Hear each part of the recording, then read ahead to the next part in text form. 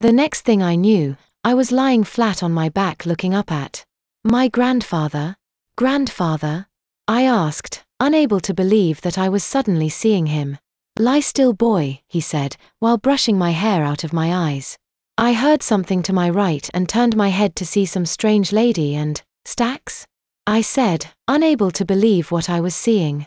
Stax was standing beside grandfather and she was crying big whale-sized tears.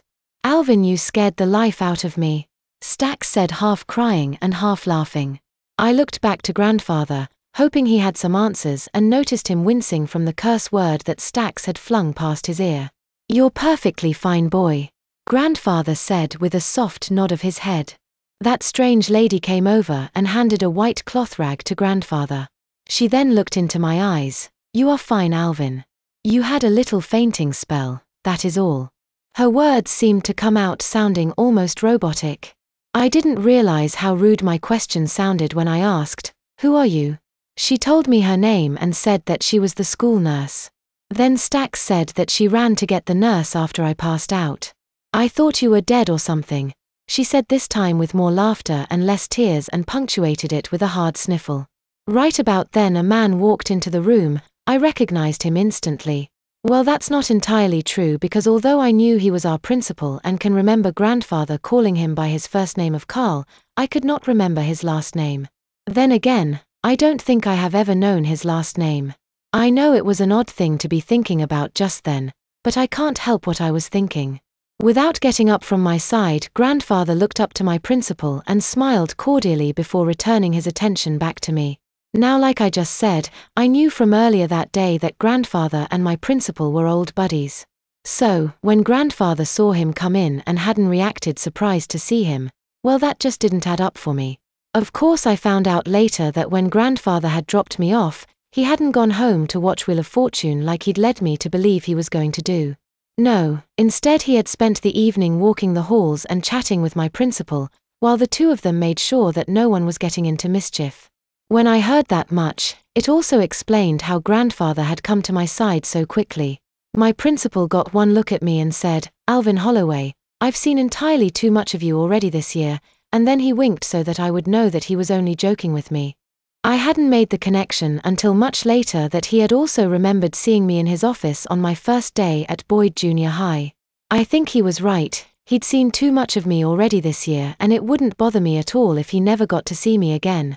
I know it's anticlimactic, but that was pretty much the end of my evening. Once I was able to sit up, I said goodbye to Stax. Grandfather thanked the school nurse and Stax, and the principal were going to escort us to our car, but as I was walking out of the nurse's office, Stax called my name. Alvin, she said, almost as though she was begging me not to go just yet. I stopped and looked. Actually, everyone had stopped and looked. Thankfully, grandfather, the principal, and the school nurse had the decency to go on ahead and allow me to catch up to them. Once we were alone, Stax smiled, wiped at her eyes, and I noticed that besides her red eyes from where she had been crying, she looked just as lovely as when I had first saw her that very evening. Sorry I scared you so badly, she apologized. I was going to say something cool like, you didn't really scare me, but we both would have known that wasn't true. I mean, I had passed out right in front of her. Come to think of it, that's the second time someone has scared me so bad that I lost consciousness. I don't think I like the idea that I am a fainter. Anyway, as I was saying, I thought about saying something cool, but instead I apologized too. Yeah, well, sorry I scared you too, I said while kicking at an invisible pebble with my shoe. She smiled wider as she added, and don't worry, I won't tell anyone about this or about your. She put her hands around her mouth and whispered the spelling of DIAPERS. Just hearing Stax spell the D word made my heart begin racing again, but not like before. This time it was different, kind of the way Jacqueline made me feel whenever she would email me and say something about them. I can only describe that feeling as being like a bunch of birds flapping their wings inside my chest. Oh, and just in case he didn't tell you, Stax had lowered her hands and continued speaking at a normal volume. No one knows about Christian. Especially BB and Fish, so don't let on that you know. He doesn't want them to know. Is he really Larry's twin brother? I asked. Yeah, he is, she said, and just as before I hadn't noticed that she was slowly moving closer to me. However, this time I wasn't moving away. I also didn't notice that the closer she got, the faster the birds seemed to flap. "I think Larry knows about me," I blurted out without even meaning to say it. For some reason that made Stax laugh a little. "You don't get it, do you?" she said, almost squealing. She was only a couple feet away from me and still I hadn't noticed that she was getting too close. "Get what?" I asked.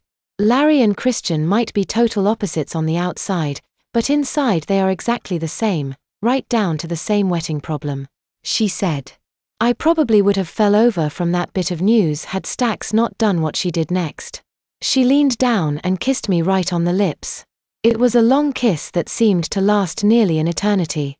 Okay, it was probably only a second or two, but it sure seemed a lot longer. I don't remember retrieving my coat and things or walking out to the car for that matter. Did I even say goodbye to Stax? I wondered to myself as I climbed into the front seat and instinctively buckled myself in.